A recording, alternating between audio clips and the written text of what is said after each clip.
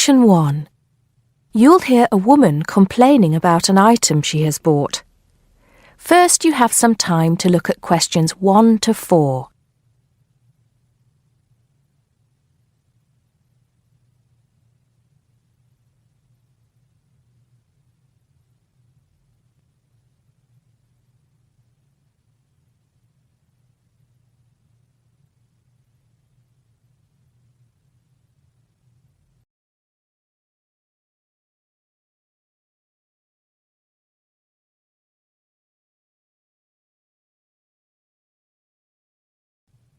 Now we shall begin. You should answer the questions as you listen because you will not hear the recording a second time. Listen carefully and answer questions 1 to 4. Smart Electricals, Mike speaking. How may I help you today? Good morning. I'm calling to complain about an item I recently purchased from your company. I'm not happy with it. Oh, I'm really sorry to hear that. I'll take you through the company's complaints procedure. I'll need to retrieve your files from our records so that we can discuss the problem properly and find a solution. I'll need to take some details from you first. Is that okay? Okay, but I don't have a lot of time. Will it take long? Not long, madam. Can I first take your name? Yes, it's Susan Yorke. Y-O-R-K-E. Okay. Can I have the address, please? Yes, it's Flat 1, 25 Alpine Avenue. That's A-L-P-I-N-E Avenue, Harchester. The postcode is HA6 5LD. Okay. Next. Could you give me your telephone number? Preferably one that we can call you on during normal working hours. Well, the home one is 01734 525 268. But you're only likely to catch me on that number in the evenings. I usually have my mobile phone with me during the day, though.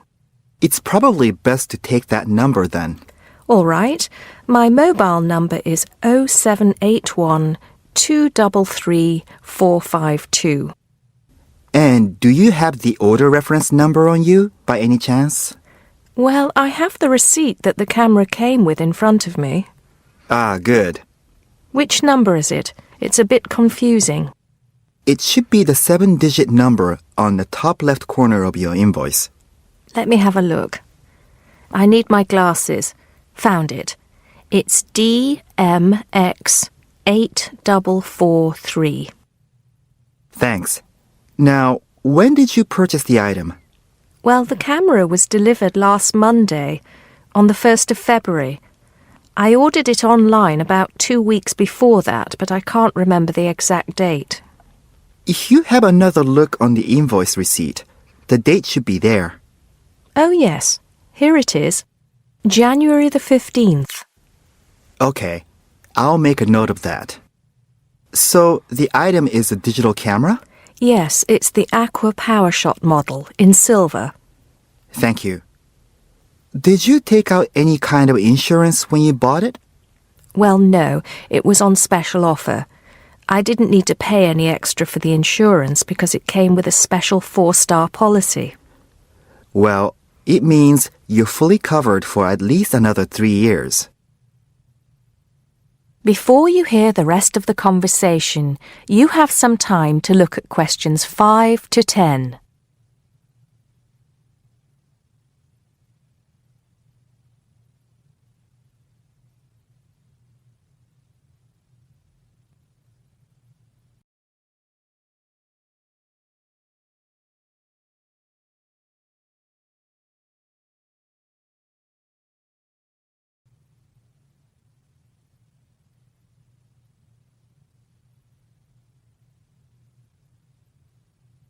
Now listen and answer questions 5 to 10. Right. What is the problem? Yes, the first thing is that it came with 1 memory card in the box when there were supposed to be 2. Oh dear. I'm terribly sorry about that. It must have been an oversight in the packing department. I can do something about that straight away and get one sent out to you. Well, that's not the only thing. I bought it as a present for my niece because she loves swimming. It said on the website that it was waterproof, but when she took it on holiday and tried to use it underwater, it got ruined because water got into the lens. You can imagine how disappointed my niece was. I certainly can. Were those the only problems? No, there was one other thing.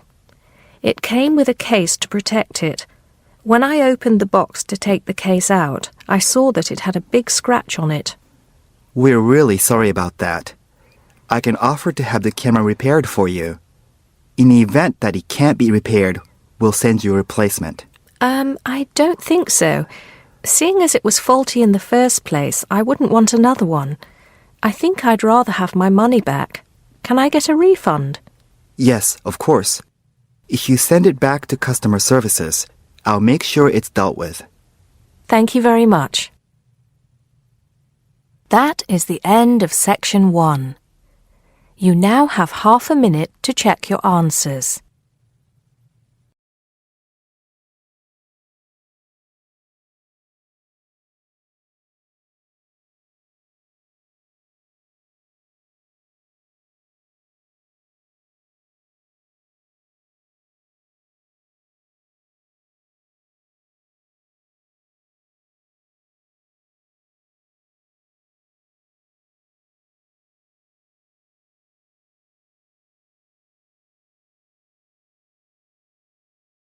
Section 2. You will hear a woman asking a shop assistant about DVD players. First, you have some time to look at questions 11 to 14.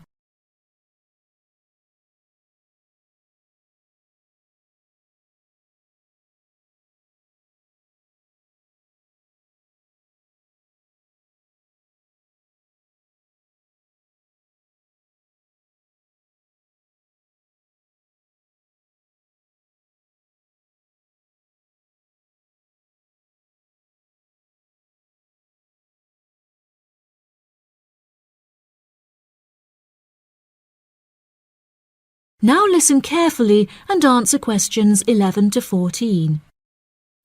Hello, I'm interested in buying a DVD player. Can you help me, as I don't know very much about them? Of course. We sell quite a range. Actually, we're doing a customer survey at the moment, so I wonder if I could fill in this form about you, and that will actually help me to advise you on the best DVD player for you. Oh, okay. First of all, your occupation. Student. Okay. Then, have you already got a DVD player? No, I've never had one before. Uh-huh. And how much do you think you want to spend on a player? I'm not sure, really, but I have got a budget. My friend said I should allow about £100, but I can't afford over £85, so that's what I'm working on. Mm-hmm. And do you watch DVDs very often? Depends what you mean by often. I don't know what the norm is. Is it about 2 a week? But I suppose I watch 3 a month. That's enough for me. Yes. What sort of films do you like watching then? Action movies? Not really. Oh. My boyfriend always insists we watch science fiction movies, but I prefer thrillers. Something to get your teeth into. Okay, just one more. Do you watch other DVDs? Ones that are not films, like music or something? Not much, because I don't want to spend the money on something I can watch on TV, but I occasionally rent out comedy programs, and I fight with my boyfriend over all the sports DVDs he watches. Before you hear the rest of the programme, you have some time to look at questions 15 to 20.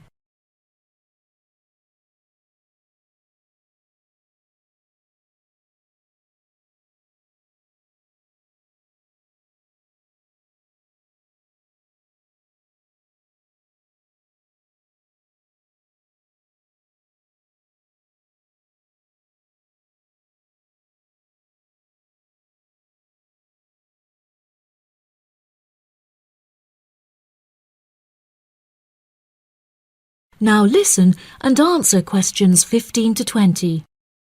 OK, let me explain a bit to you about the DVD players that are in your price range. First, there's the DB30, which has only got basic features, but it is a bargain at £69. Now, all the DVDs come with an after-sales service that starts when the guarantee runs out. As it's so cheap, the DB30 comes with a limited after-sales service, as it only includes parts. You would have to pay for most of the repair. Seems okay. Then, a slight grade up from that is the XL643. This comes with an additional feature in that it has an extra button allowing you to record. That's quite useful. Oh, yes. That would mean spending less on DVDs to watch. Yes, so you'd make the extra money back on it that it costs. Let me see how much it is. Yes, that one's actually reduced at the moment from £79 to £71.99. Oh. I think it's worth the extra myself. And is that the same level of after-sales service as the other one? Well, you get a bit more for your money because what we're offering is a discount on labour. So you don't pay the full price if you have to call an engineer out. I see. Then the last one is this Tri-X24. It's a very good player, and you can use it to listen to your CDs as well as watch DVDs. It looks nice, but I bet it's expensive. No, it's not top of the range. Let's see. Yes, it's £94. But what you have to remember is that that includes insurance, so you don't have to pay extra for that. And it comes with a guarantee that's valid for 3 years, as opposed to the usual one. What do you think? Maybe.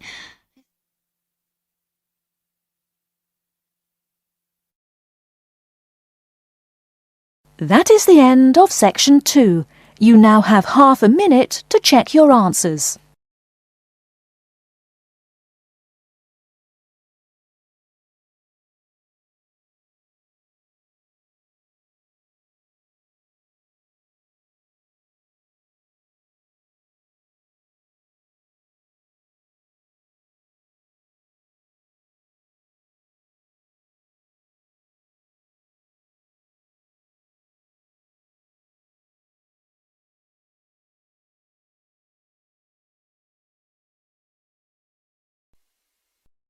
Now turns to Part 3.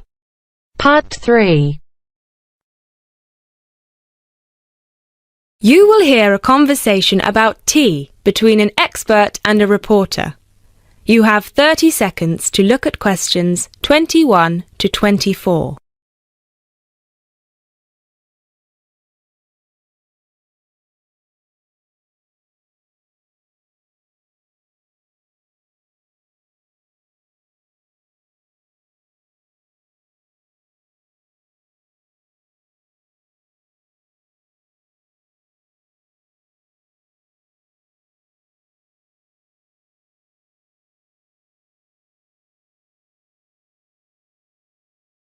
Hi, Jacob. Thank you so much for coming along today. It's my pleasure. I'm very intrigued about what a tea meditation entails exactly. Well, it's very simple, really. I think the first thing you need to keep in mind is that it is mostly about leaving everything that you have been thinking or worrying about today to one side. Really focus on the present moment. Oh, it sounds great. I certainly don't know very much about tea, and I'm keen to get started. But before you go into more detail, can I ask you what your favourite kind of tea is? Well, I think the kind of tea we are going to have today is my favourite.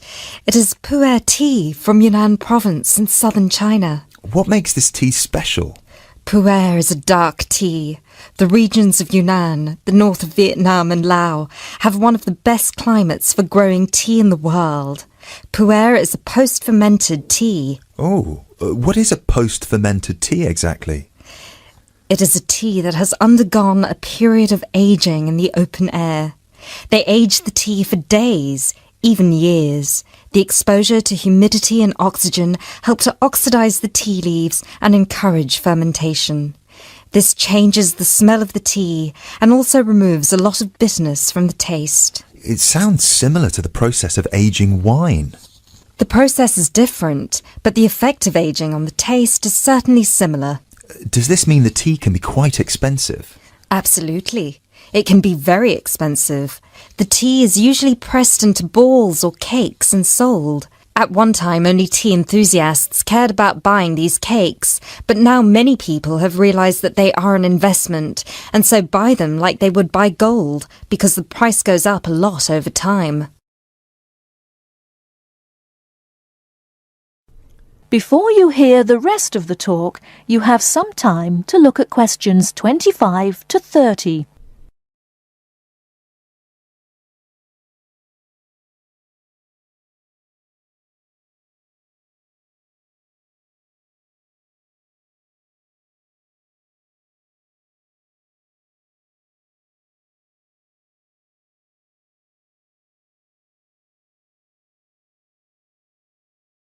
Now listen and answer questions 25 to 30.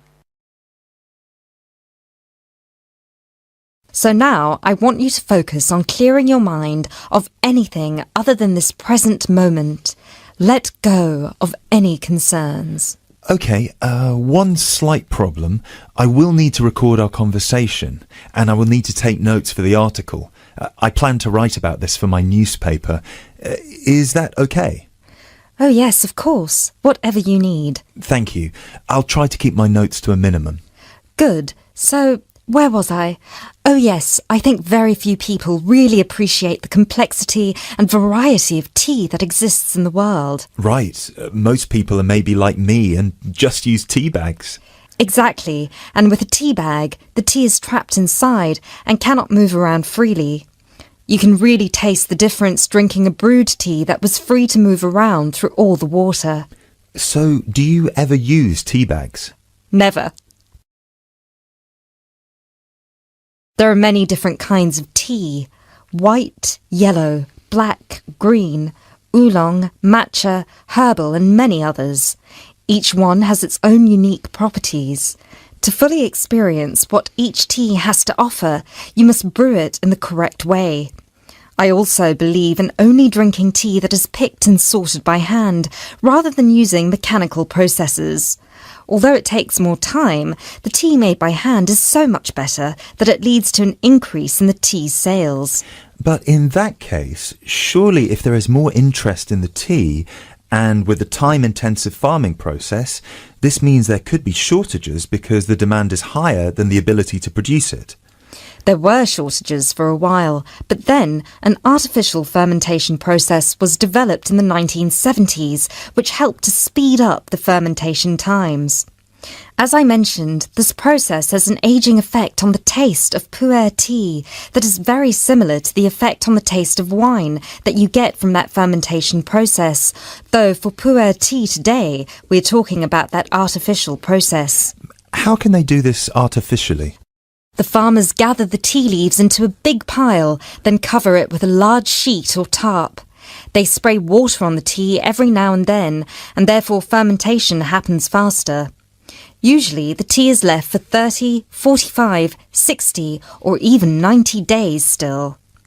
The farmer will check the tea every few days, and just by the feel of the tea, he knows whether it is ready or if it needs more time. Wow, that sounds like a fascinating process. I never realised that there was such a science behind producing tea. Well, now you are ready for the best part, the tasting of it. That sounds like a very good idea to me. So what I will do now is boil the water, and we can begin our meditation. What does that entail?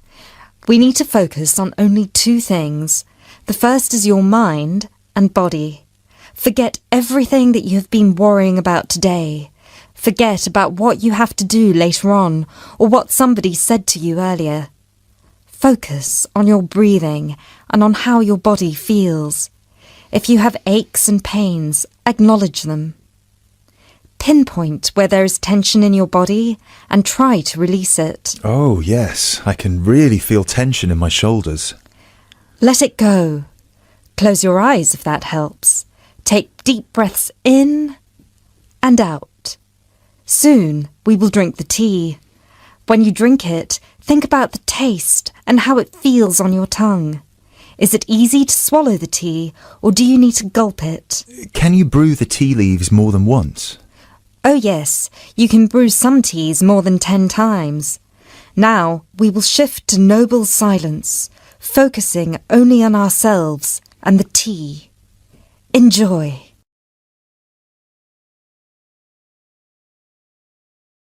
That is the end of part 3. You now have half a minute to check your answers.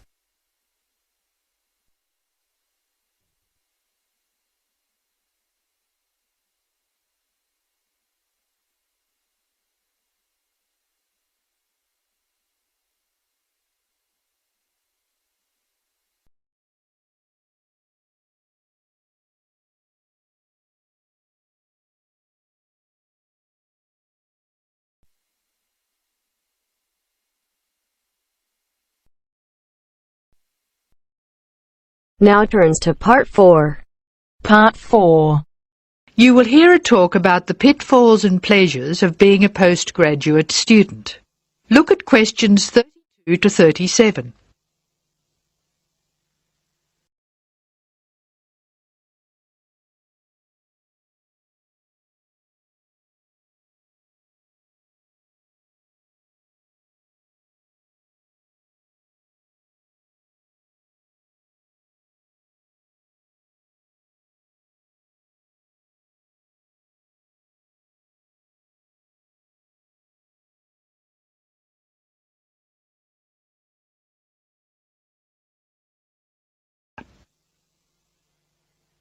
Postgraduates are about as easy to define as catching steam in a bucket.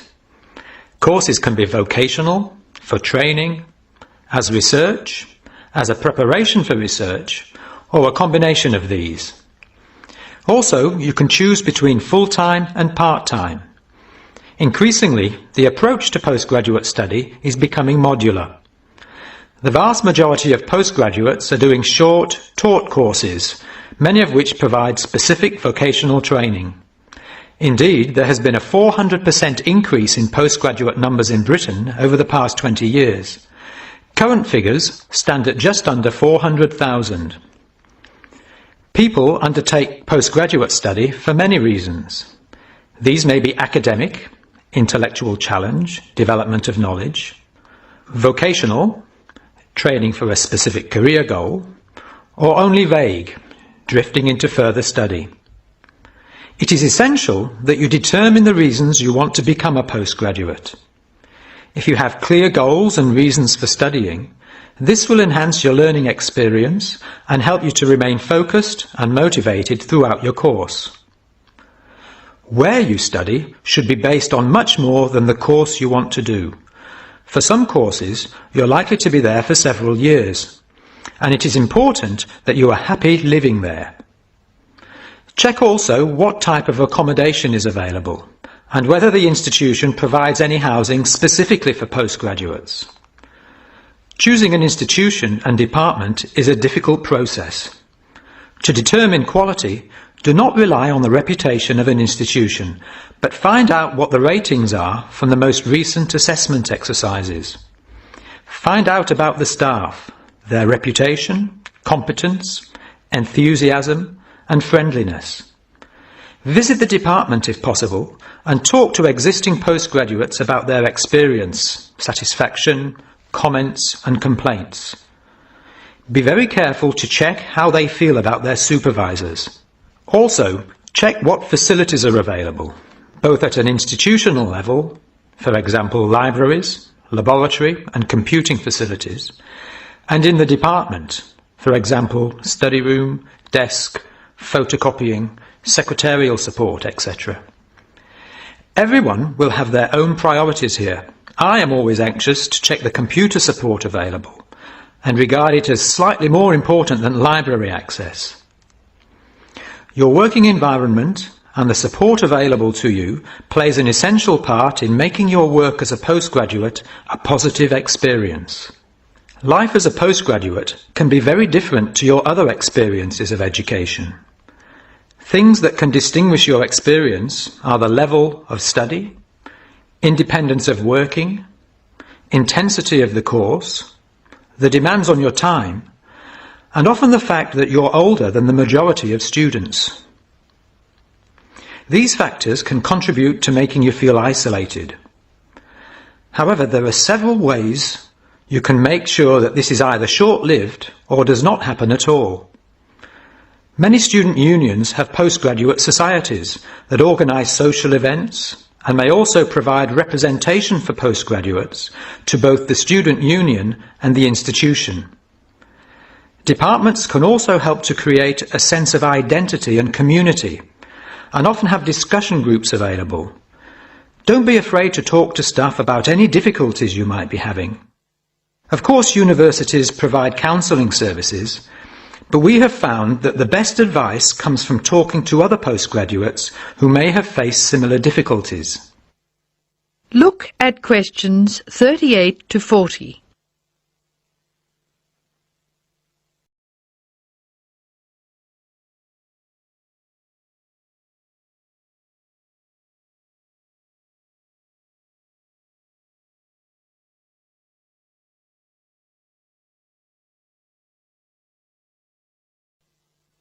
Financial planning is essential, since the government excludes postgraduates from student loans, and it can be difficult to maintain your student status with banks. This has implications for free banking and overdraft facilities. Do not underestimate your living costs, including food, accommodation and travel. And be careful not to budget for everything except a social life. Funding a course is one of the most challenging things people face when considering postgraduate study. Most postgraduate students finance themselves.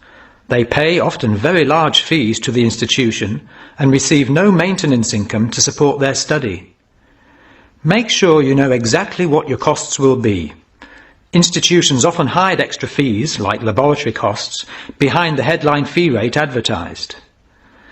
Funding can come from various sources: research councils, charities, trust funds, institutional scholarships, local education authorities, and professional bodies and organisations all offer various levels of funding. As I said before, the government excludes postgraduates from student loans, so it is essential you look to other sources. Career development loans are available from high street banks. The best advice on funding is to be proactive, persistent and patient. The postgraduate community in Britain is multinational, has a wide range of experience of life and work, and an exciting mix of goals, both career and academic. Being a postgraduate student should be a productive and fulfilling thing to do, and you will become part of a diverse and motivated social group. That is the end of part 4. You now have half a minute to check your answers.